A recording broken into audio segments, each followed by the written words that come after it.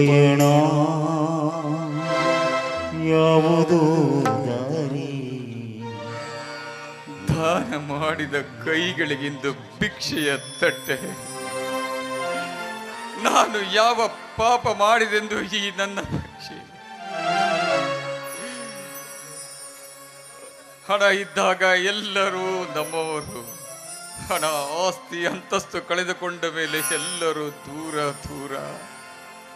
ಅಯ್ಯೋ, ತುಂಬಾ ಹೊಟ್ಟೆ ಹಸಿವೆ ಆಗುತ್ತದೆ. ಯಾರಾದರೂ ಭಿಕ್ಷೆ ನೀಡ್ರಪ್ಪ, ಭಿಕ್ಷೆ ನೀಡಿ.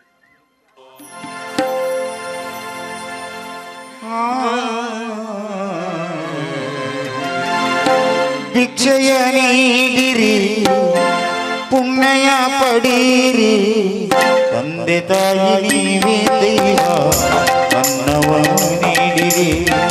ತಂದೆ ತಾಯಿ ನೀವೇ ದೈವ, ಅನ್ನವನ್ನು ನೀಡಿರಿ.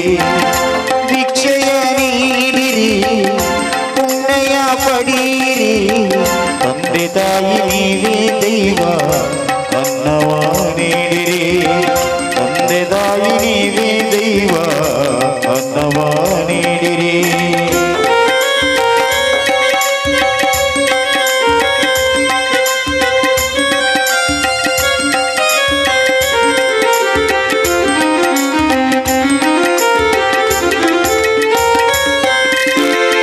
ಉಣ್ಣಲು ಅನ್ನವಿಲ್ಲ, ಉಡಲು ಬಟ್ಟೆಯಿಲ್ಲ, ಇರಲು ಮನೆಯಿಲ್ಲ, ಆಸಿವ ನೋಡಲಿಲ್ಲ.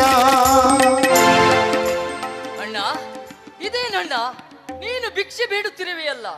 ಹೌದಪ್ಪ, ಹೊಟ್ಟೆಗೆ ಇಟ್ಟು ಸಿಗಬೇಕಾದ್ರೆ ಭಿಕ್ಷೆ ಬೇಡಬೇಕಾಯ್ತು. ಇದೇನ್ ಮಾವ, ನೀವು ಭಿಕ್ಷೆ ಬೇಡ್ತಿದ್ದೀರಾ?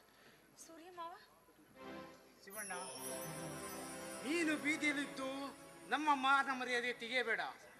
ಬಾ, ಮೊದಲು ಮನೆಗೆ ಹೋಗೋಣ. ಆಯ್ತು, ಬಾ. ಬಾ, ಬಾ ಅಣ್ಣ.